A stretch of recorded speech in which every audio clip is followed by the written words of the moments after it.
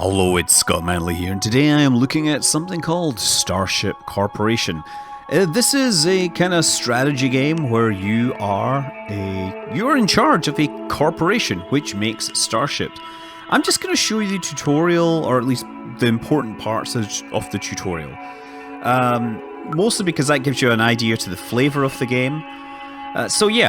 The basic premise is that you are a company and you want to make money, and how do you do it? You build starships, and there are people in the universe that need starships. There's Leviathan Holdings that are saying, hey, we need you to build a tutorial spaceship. That's awfully convenient of them.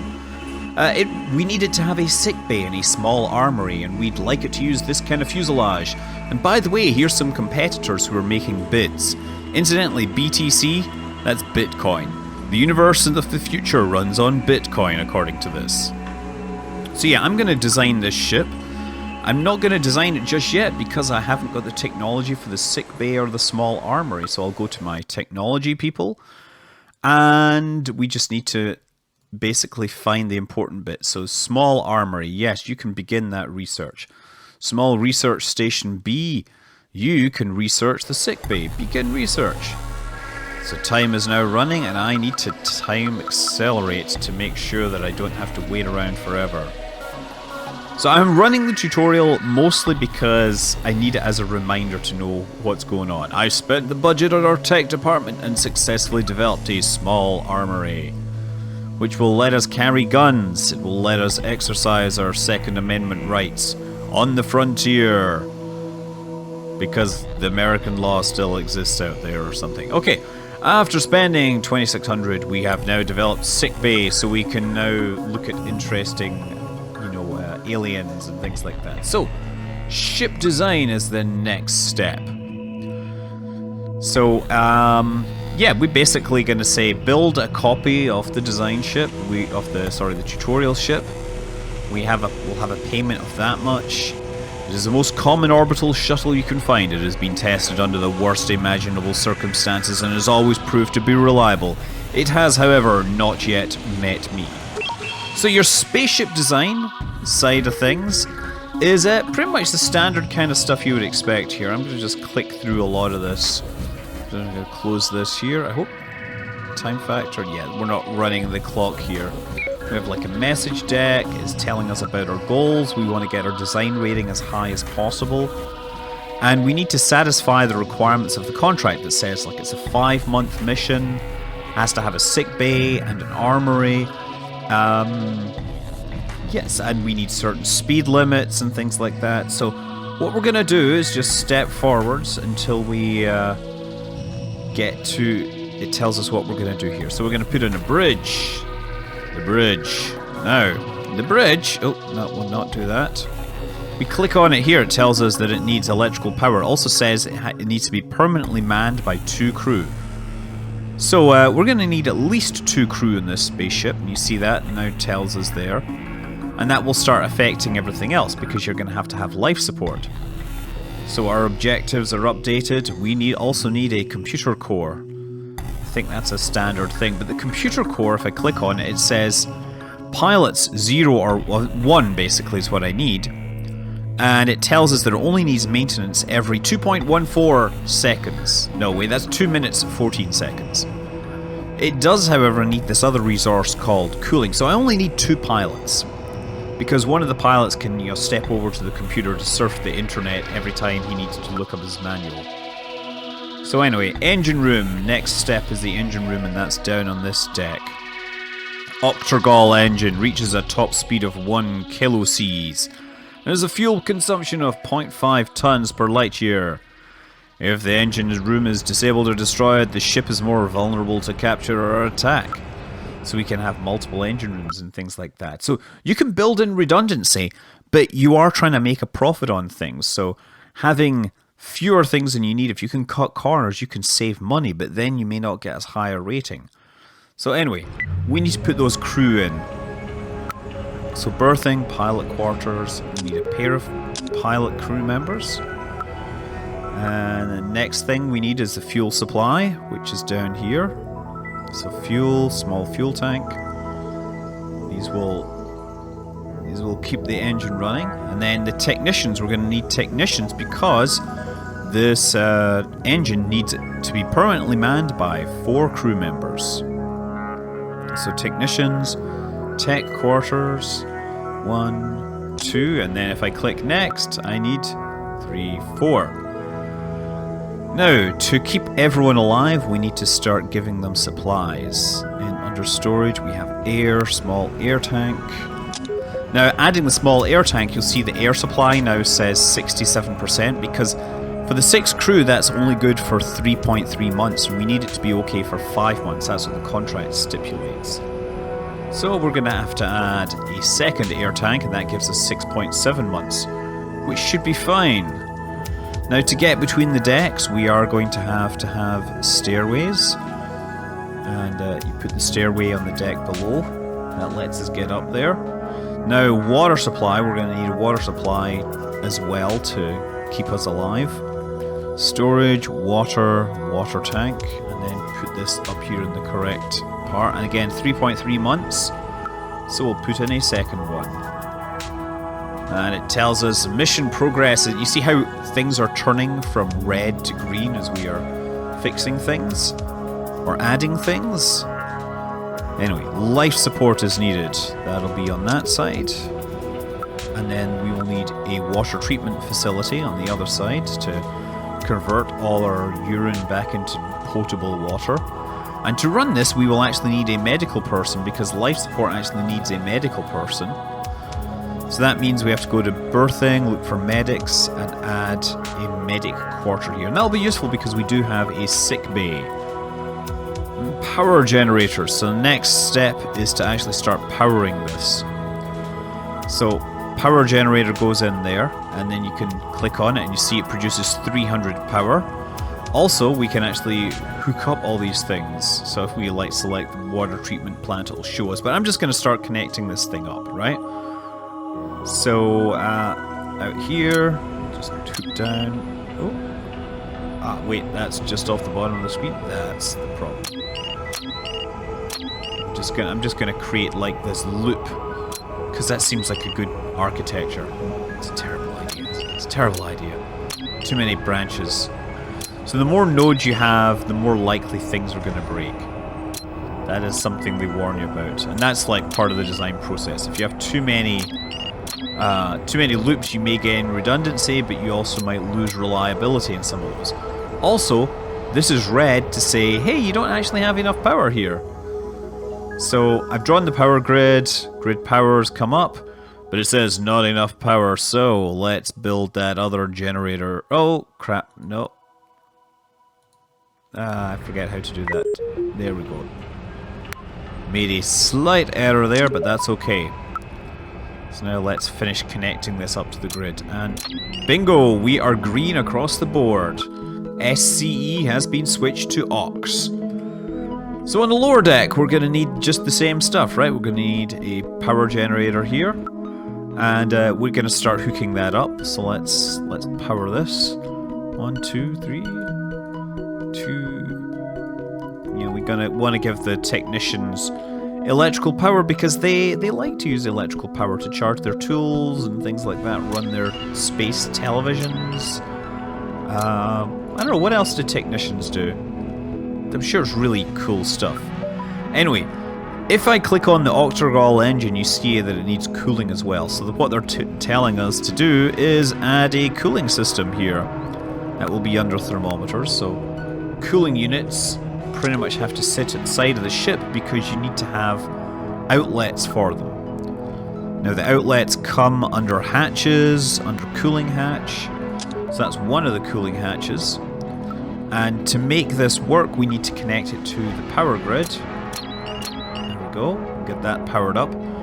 And now we actually need to start cooling things. So I can move my cooling loop down this way. Oh, there. And you see right away that's turned white. What they're basically going to say is, hey, you need a little more cooling. So it's telling us about building the cooling grid. So let's build another cooling unit on the other side of the spacecraft. And again, we need another cooling hatch the other side of the spacecraft to get rid of that excess heat. So, build out our electrical power again. I'll just bring that down there. So we've got a kind of redundant loop there going on. So now, hopefully, if I hook this into the cooling grid, wrong way. If I hook this into the cooling grid, we should survive. There, that's blue now. Blue is the sign of a healthy cooling system. Yeah, it's just telling us about cooling hatches, but I've been ahead of the game. So, now we've got all that, we need to connect our fuel to the engine. So our fuel tanks feed the engine. Good to have them close by. Air supply. Please provide air to life support on deck B12 by selecting the air from the fuel tank. Okay. What is it saying? We need to provide air tubes to connect to life support. That's really interesting. That's a new idea. So, oxygen. Connect. Connect. Yay! Air is going that way. I'm guessing the water supply is going to need the same as well. Water! So the water treatment facility needs to get the water fed to it. That's good. And we're going to need some cooling on this deck as well. So, I mean, you get the idea. You know, you're really going to spend a lot of time tweaking these spaceship designs.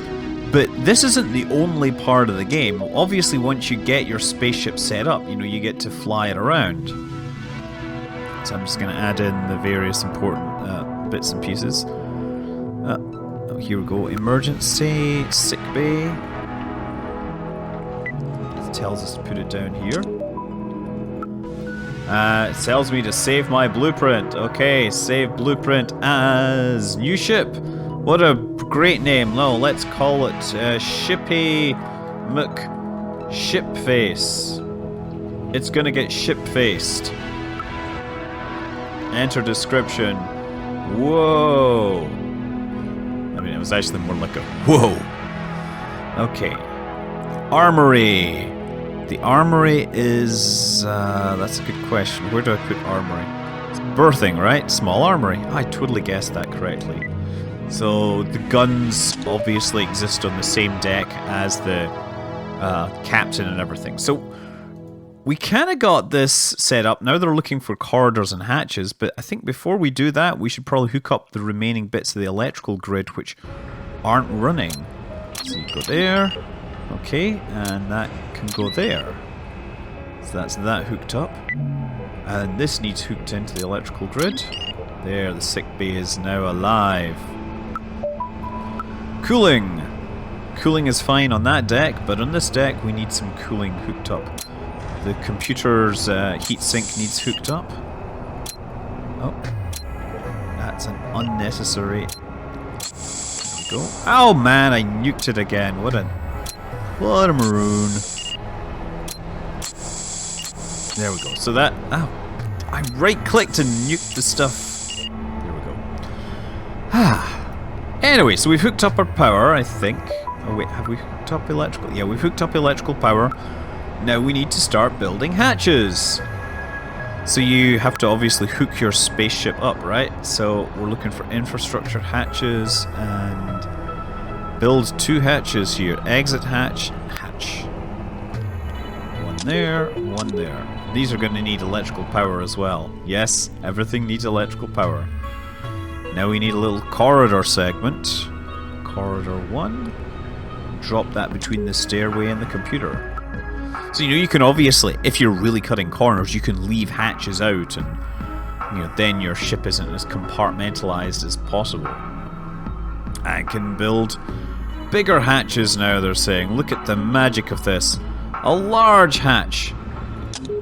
Look, brilliant. Just let you get to the armory if you're big. Please place enough hatches to connect everything together. Yay. Okay, so this is where it gets to be kind of dull. I can't do that there. Cooling system, water, water, medic, computer. I can do this whatever way, it doesn't really matter. Let's hook the generators. Oh, actually, let's do it this way. There we go. Make sure that everything can be accessed so it can be repaired. And again, down here we need to do the same thing. Stairway, cooling, cooling, fuel, fuel, engine, generator, tech, tech, tech, tech. I can keep track of which rooms are not connected by looking for red borders. Now it says, take a quick look at the messages tab. It's telling me that I'm missing an exit hatch, so I should build one of those there to make sure that we can step out onto those strange alien worlds and meet the locals. And now we need to add power for everything. Woohoo!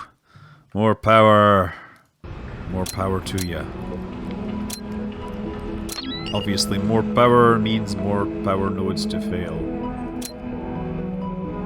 Oh, you know what? I think we may not have enough power to keep the sick bay running, so we're probably going to have to build another nuclear generator here. Yeah, sick bay is not living. It's not loving it either. And that hatch needs cover. Okay, that's good. The sick bay is not alive, so I'm guessing they're going to tell us how to hook that up in a minute, but I'm just going to add in these using the least efficient network possible. Do not follow this design. It is terrible and inefficient and should not be considered a good reference point from which to work. And, you know, could actually very well kill your spaceship if you follow this design. Not enough power, really? Guess I'm gonna need to build another nuclear power plant here. It tells us to add one here. Of course, nuclear power plant is gonna need cooling and everything, but it's gonna connect into the grid first. Okay, and then I'm gonna hook that in here. That's blue. And so far it says not enough EEV, we're missing cooling lines apparently.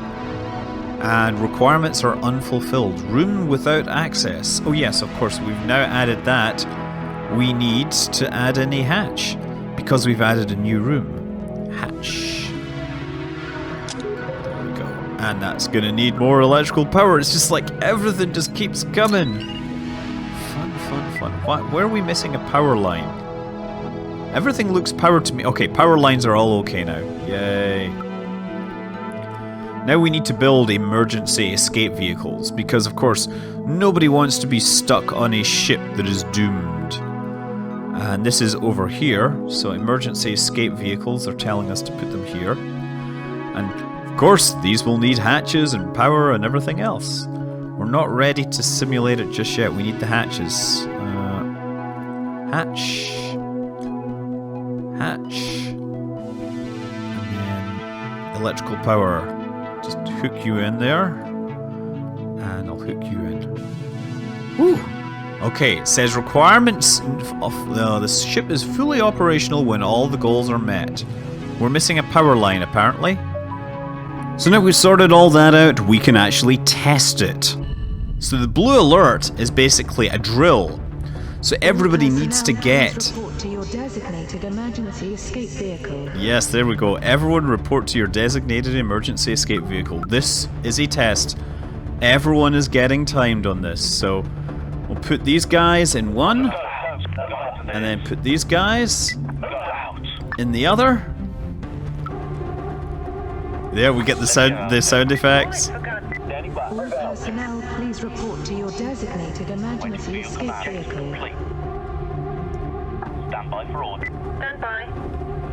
And that's us. So I can cancel the blue alert, or I can basically not cancel it, but objectives are complete. And that records the results, and I get 8 points for this. That's great. I'm going to save that and go to the menu. So by the same token, yellow alert is you need to man the important parts. Bridge, engine room, and life support need to be manned. So these drills are important, and then they feed into the other emergency response scenarios, right? So we'll set this up. Technicians need to be present in the engine room, pilots in the bridge, medics in the water treatment, and soldiers in the armory. Okay, so again,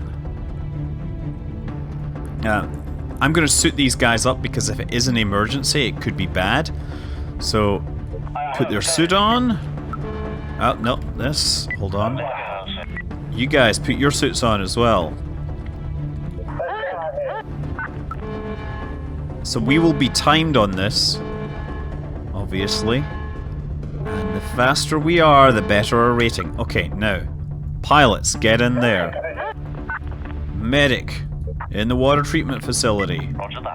Engineers or technicians into the engine room. So you're there, it's just the medic that's going to be the one that's going to be holding us back. Why is this quarter so far away from the important things? That's us. Yellow alert took 1 minute.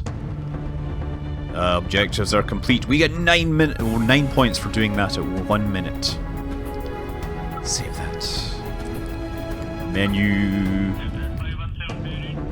And we can do red alert, which is basically where everyone needs to get armed. So once you go in, you can actually try things like drone attacks or major collisions. Let's just see what happens. See what happens in this case. Prepare for a major collision with debris that inflicts great damage to all decks. Yellow alert! So yellow alert is triggered. Everybody's getting into position. No! Can't you steer? It's coming right for us! Oh, crikey! Smashing things. Oh! And we've got a breach there. Okay. So we get hull breaches, we get stuff, we should like lock these doors, lock that door. Oh, that door's not locked. Good thing I got everyone into their evac suits, right? Or not their evac suits, and their EVA suits. Submission was a success because nobody died. Yay, but things got broken. So we can, this is like the highway test. We can test the asteroid belt. Prepare for multiple collisions with asteroids that inflict great damage on all decks. Great, let's see how this works. I can see them coming. Full starboard! They're all labeled B2. Oh wow, they're crashing into each other and smashing into things. That's fine, we've got a lot of armor and stuff here. We don't have armor, we just have a lot of empty space here. Which is fine because it means that our spacecraft is surprisingly tough against the impacts of these space rocks. But anyway, I think this is a perfect place to leave it. It gives you an idea of what really the game is about. Now, a lot of people in the forums have been saying that they really like the spaceship building side of things, they like the management side of things, they don't like the crew management side of things. So, you know, if you have any questions about whether you want to buy this game, it's always okay to wait. But it is early access, and if you feel like you want to support these kind of things, this is always a fun thing to try. And it is a very unique game in a lot of ways. It mashes up a lot of different play styles. It needs a lot of work, and I'll point out that I really wanted to play this in full-on 1440p resolution, but if I did that, the text would have been completely unreadable for most people, so that's one bug I would really like to see fixed. But this spacecraft, on the other hand, seems to be handling those asteroids pretty well, especially since they all look like they've been snipped from photos by space probes and things like that. So yeah, the game is Starship Corporation. It's from Iceberg Interactive, and you can get it on Steam Early Access. I'm Scott Manley. Fly safe.